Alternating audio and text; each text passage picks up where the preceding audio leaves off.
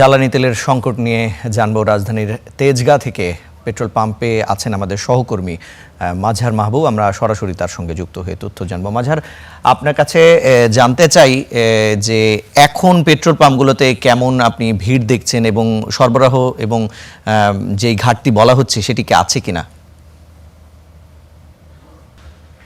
সকাল থেকে আমরা বেশ কয়েকটা পেট্রোল পাম্প দেখেছি। একটা জায়গাতে সকাল 10টার আগেই তেল ঢুকেছে, তেলের লরি।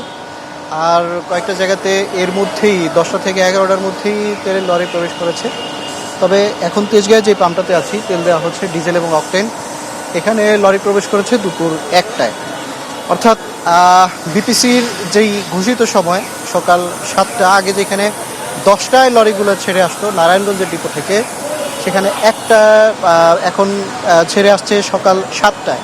কিন্তু দীর্ঘ লাইনে থাকবার কারণে যেই লরিগুলো দেরিতে ছেড়ে আসে, সেই লরিগুলো আসলে রাজধানীতে পৌঁছতে দুপুর নাগাদ সময় লেগে যায়, যার কারণে এই তেলের পাম্পগুলোতে আবার ভিড় জমে যায়। কিন্তু সকালে আসলে আগের রাতের পর্যন্ত, রাত 12টা 1টা পর্যন্ত যেই তেলের পাম্পগুলো ব্যস্ত সময় পার করে, এ কারণে পরের দিন সকালবেলা এখন আর ততটা বেশি যানজট তৈরি হয় না, জ্যাম তৈরি হয় না পাম্পগুলোতে। তবে সকাল গড়িয়ে দুপুর নাগাদ তেলের পাম্পগুলোতে আসলে খুব বেশি দীর্ঘ লাইন বেঁধে যায়। আমরা দেখছি যে বেশ কয়েকজন বাইকার কিন্তু এখানে আসে। তবে একটার দিকে যেহেতু এইখানে তেল প্রবেশ করেছে, ঠিক তার পার্শ্ববর্তী আরেকটা পাম্পে সকাল 10টায় তেলের লরি চলে আসছে। অর্থাৎ এই তেলের পাম্পে এখন ঘাটতি কিছুটা, লাইন বা চাপ কিছুটা কম আছে। তবে তেলের পাম্পের যারা কর্মী রয়েছেন তারা বলছেন যে তারা অকটেন পেয়েছেন 4,500 এবং ডিজেল পেয়েছেন 6,500 লিটার। যদিও ডিজেলের চাহিদা বেশি, কারণ বড় বড় লরি, বড় গাড়িগুলো আসলে ডিজেলে চলাচল করে, সেখানে তাদের চাহিদাও বেশি। 1 থেকে 150 লিটার পর্যন্ত তাদের ট্যাঙ্কি পূর্ণ করতে হয়।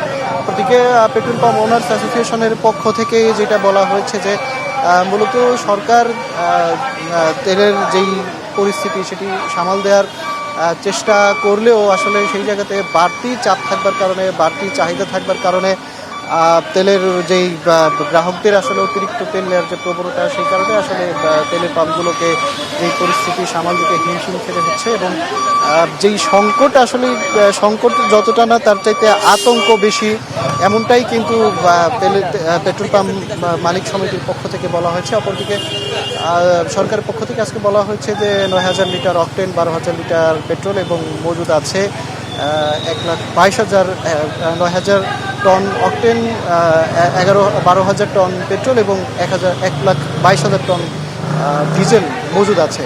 এই ছিল আজকের তেলের পাম্পের সর্বশেষ খবর। মাঝার, আপনাকে ধন্যবাদ।